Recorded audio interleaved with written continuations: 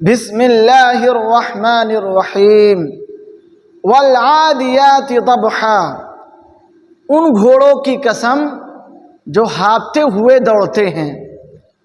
اللہ تبارک و تعالیٰ نے اس آیت میں گھوڑوں کی قسم کھائی۔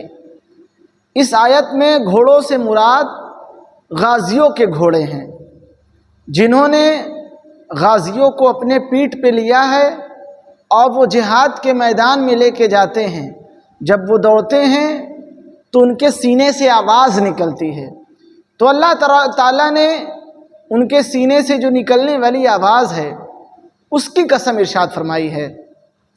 مفتی احمد یار خان نعیمی رحمۃ اللہ علیہ نے اس آیت کے ضمن میں 2-3 نقطے بیان فرمائے ہیں، بڑے شاندار ہیں۔ فرماتے ہیں کہ جب گھوڑے نے غازی کو اپنے پیٹھ پہ لیا تو اللہ تبارک و تعالیٰ نے اس گھوڑے کی شان کو اتنا بلند کر دیا کہ اس کی سانس کی قسم ارشاد فرما لی۔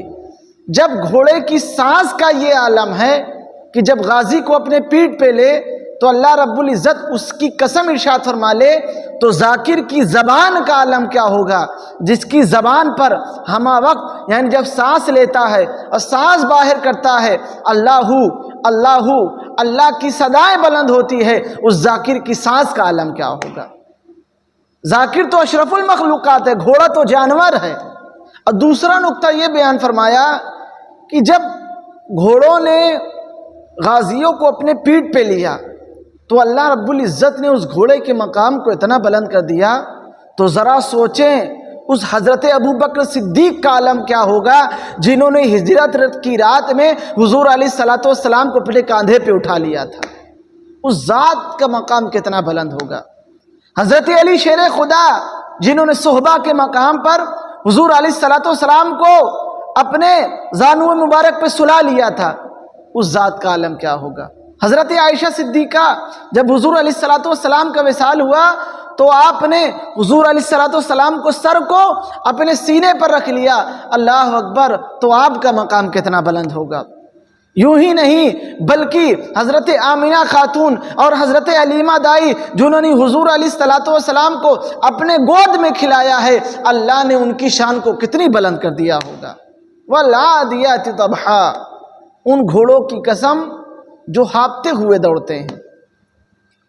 آگے اللہ فرماتا ہے فالموریات قدحا، پھر ان گھوڑوں کی قسم جو پتھروں پر سم مار کر چنگاریاں نکالتے ہیں۔ فالمغیرات صبحا، پھر صبح کے وقت دشمنوں پر حملہ کر دیتے ہیں۔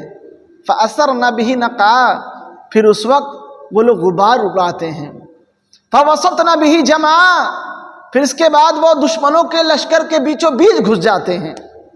لوگوں کو ان آیتوں پر غور کرنا چاہیے کہ اللہ رب العزت جانوروں کی قسم کھا رہا ہے، جنہوں نے غازیوں کو اپنے پیٹھ پر بٹھایا تھا۔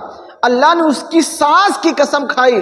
جب اس جانور کا یہ مقام ہے، اللہ اکبر، جو توبہ کر کر اللہ کی بارگاہ میں آ جائے، اللہ اکبر، اس شخص کا مقام کتنا بلند ہوتا ہے۔ کیونکہ حضور علیہ الصلوۃ والسلام خود فرماتے ہیں التائب من الذنب کمن لا ذنب لہ، جو گناہوں سے توبہ کر کر اللہ کی بارگاہ میں آ گیا وہ ایسا ہی ہو گیا گویا کہ اس نے گناہ ہی نہیں کیا۔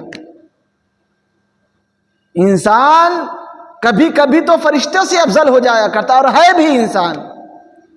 انسان تو اشرف المخلوقات ہے، جتنے بھی اللہ نے مخلوق پیدا کی ہیں سب سے زیادہ اشرف انسان ہے۔ تو انسان کو غور کرنا چاہیے۔ ان الانسان لربہ لکنود، لیکن انسان تو اپنے رب کا بہت بڑا ناشکرا ہے۔ وَإِنَّهُ عَلَى ذَلِكَ لَشَهِيدٌ، اور وہ خود اس پر گواہ ہے۔ اب یہاں ناشکرے ہونے سے مراد یہ ہے کہ جب اس کو نعمتیں ملتی ہیں تو وہ اللہ کو بھول جاتا ہے، لیکن جب مصیبتیں آتی ہے تو وہ اللہ کو یاد کرتا ہے اور کہتا ہے اللہ تبارک و تعالیٰ نے مجھ کو مصیبت دے دی۔ 365 دن ہم ٹھیک تھے، ہم کو نعمتیں ملتی رہیں، کبھی نہیں کہا کہ اللہ رب العزت کی طرف سے ہے، لیکن جب مصیبت آئی کہنے لگا اللہ نے مجھ پر یہ مصیبت ڈال دی۔ اگر تم شکر گزار بندے ہوتے تو کہتے اللہ رب العزت نے جیسے مجھے اتنی نعمتیں دی ہیں، اللہ اکبر، یہ جو تھوڑی سی مصیبتیں آئی ہیں، اللہ اکبر، اللہ رب العزت خود اس کو کاٹنے والا ہے، خود وہی اس مصیبت کو دور کرنے والا ہے۔ لیکن ہمارا حال الگ ہے، ہم تو نعمت جب آتی ہے تب کہتے ہیں یہ ہماری طرف سے ہے، ہماری وجہ سے یہ نعمت مجھے ملی ہے، لیکن مصیبت آتی ہے تو ہم اس کو اللہ کی طرف کر دیتے ہیں۔ یاد رکھیے یہ نیک بندوں کا طریقہ نہیں ہے، بلکہ طریقہ تو یہ ہونا چاہیے، اللہ اکبر، جو نعمتیں ملی ہیں وہ بھی اللہ رب العزت کی طرف سے ہے، جو غم آیا ہے وہ ہمارے لیے آزمائش ہے، ہم صبر کریں گے، اللہ رب العزت ہمارے صبر کے صدقہ طفیل ہماری مصیبت کو دور کر دے گا۔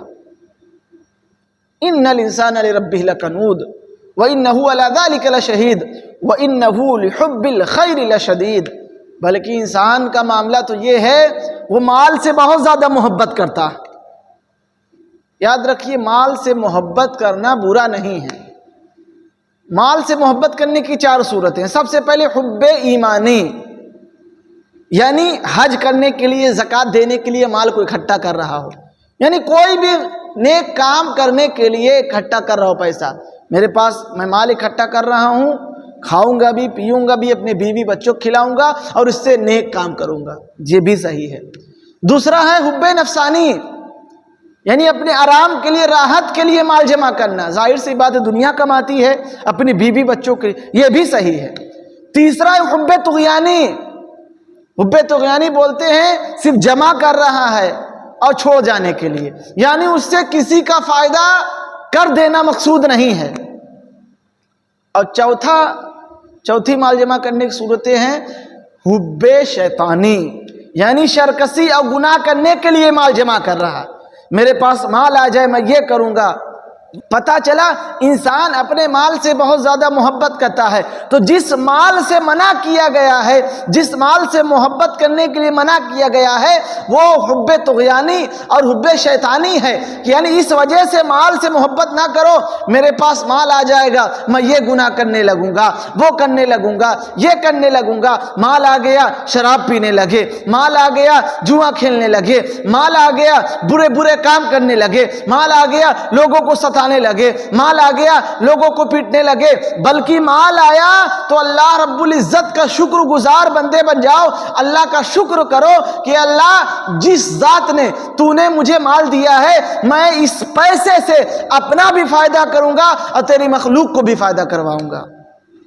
آگے اللہ فرماتے افلا یعلم اذا بعثر ما فی القبور، جو یہ مال سے محبت کرتے ہیں اس وجہ سے کہ ہم برا کام کریں گے، گھمنڈ کرنے لگے، ان کے پاس مال آ گیا، کیا یہ نہیں جانتے کہ اٹھائے جائیں گے سب ما فی القبور، جو قبروں میں ہیں، تم سے پہلے تم سے بڑے تم سے زیادہ بڑے، تم سے زیادہ مالدار لوگ دنیا میں تھے، سب چلے گئے، وہ بھی اٹھائے جائیں گے، تم بھی مرو گے، تم بھی اٹھاؤ جاؤ گے۔